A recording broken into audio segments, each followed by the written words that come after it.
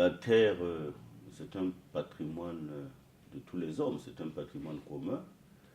S'il y a des conflits, c'est que, naturellement, il y a conflit entre, d'une part, les éleveurs et d'autre part, les sédentaires, notamment les agriculteurs. Et ce conflit a pour base, certainement, la façon d'exploiter ce front commun, ce patrimoine commun, qui, de mon point de vue, n'a pas souvent été l'objet d'une réglementation appropriée, où, bien sûr, les mésententes sont nées du fait que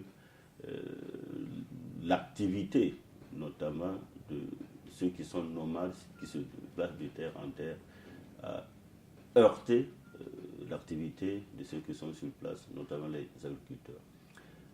Je pense que c'est essentiellement lié au mode de production. De mon point de vue, ce n'est pas lié, en tout cas, à l'ethnie ou, bien sûr, au pain. On ne peut pas attribuer ça en dehors de l'activité principale qui est soit celle de produire ou celle d'élever.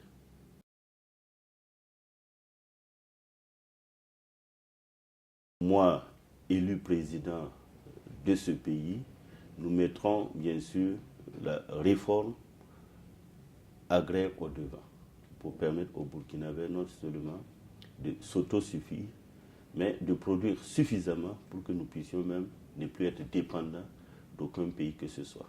Je crois que cette problématique réglée, les autres questions, bien sûr, vont découler d'elles-mêmes. Nous avons toujours dénoncé l'accaparement des terres, parce que quand on dit accaparement, ça veut dire qu'on a confisqué l'outil de production même, et des éleveurs et des agriculteurs traditionnels. La plupart des paysans au Burkina Faso vivent de la terre, mais les moyens de production sont encore à un stade embryonnaire. Vous savez, beaucoup sont encore à la daba.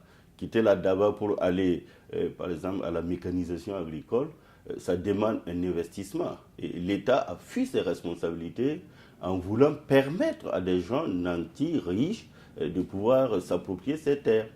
Conséquence, ils ont pris les terres les plus fertiles pour en faire des aides d'aisance, c'est-à-dire du tourisme avec leurs familles, leurs maîtresses, les samedis. Ce n'est plus dans un objectif de production. Nous dénonçons cela parce que la politique qui consiste à dire que la terre appartient à ceux qui peuvent la travailler devrait pouvoir amener l'État à pousser notre paysannerie à mieux s'investir. Et je crois qu'à ce niveau-là, même quand on regarde dans le rétroviseur, il y a eu des moments où l'État a aidé le paysan là où il est, dans les villages, à, par exemple, quitter la Daba pour aller à la Oumanga. Ça, ce sont des exemples que je donne il y a plus de 20 ans. Comment se fait-il qu'en 2015, on ne soit pas à une mécanisation totale? C'est qu'effectivement, il y a une fuite de responsabilité. À l'UNIPS, nous pensons qu'il faut effectivement que l'État s'emploie dans un investissement, pousser les paysans à s'investir, à avoir les outils indispensables pour une production suffisante au Burkina Faso. Et je pense qu'il a manqué de la volonté politique. Donc il faut réformer en tenant compte justement du plus grand nombre, c'est-à-dire de ces 80% de paysans qui veulent travailler la terre, qui peuvent travailler la terre pour autant qu'on les soutienne. Mais je suis de ceux-là aussi qui pensent qu'il faut travailler à avoir une politique mixte, à savoir faire la promotion des exploitants privés qui ont besoin également de terres, mais pour produire, pas de façon égoïste se tailler des domaines et des domaines pour dire j'ai plus de 100 hectares au zéro, où visiblement il n'y a rien. Moi je crois que l'État devrait pouvoir prendre ses responsabilités et revoir purement et simplement les conditions d'octroi. Et je tiens compte, bien sûr, de la possibilité d'investissement parce que ces terres-là doivent servir à la production intérieure. Donc, nous ne ferons pas la chasse aux sorcières, mais nous ferons une politique qui va dans l'intérêt de notre peuple, qui irait dans l'intérêt des exploitants et des paysans qui sont déjà sur ces terres. Mais aussi, il faut tenir compte des éleveurs qui ont besoin d'une coexistence pacifique avec ces propriétaires terriens. Et je crois qu'à ce niveau également, il y avait des lois qui ont prévu des passages à bétail. Nous mettons aussi l'accent sur cette sécurisation foncière-là pour que les communautés puissent vivre en parfaite symbiose.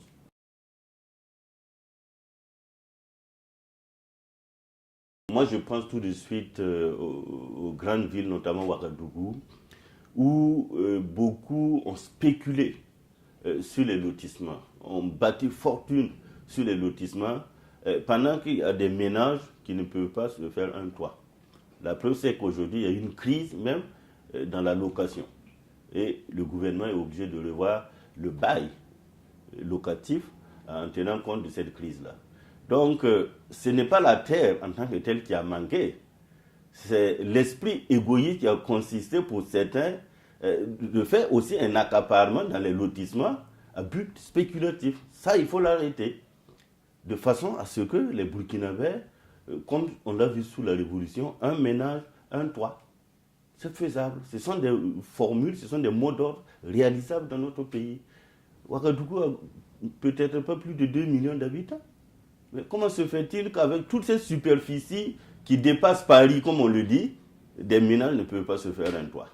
C'est qu'il y a eu de la gourmandise politique. Et il faut mettre fin à cela. La spéculation, on peut la combattre s'il y a une volonté politique.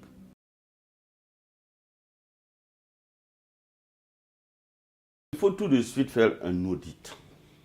Il faut faire un audit des superficies qui ont été loties, recenser les propriétaires, je crois qu'on peut arriver, et en ce moment-là, on mettra à nu les questions de spéculation. Et ça permettra de pouvoir affecter beaucoup de superficies à ceux qui n'en ont pas. Je crois qu'on peut y arriver. Avoir la réalité. Puisque quand on fait le lotissement, il y a un plan cadastral. Vous avez des données. Et ces données-là devraient pouvoir nous renvoyer aux propriétaires. Et quand vous voyez quelqu'un qui a 100 parcelles, dans une ville comme Ouagadougou, c'est quand même un problème. Et il faut corriger cela pour permettre aux Burkinabés, notamment aux plus jeunes, qui ont aussi droit à accéder à la terre là, de pouvoir en bénéficier.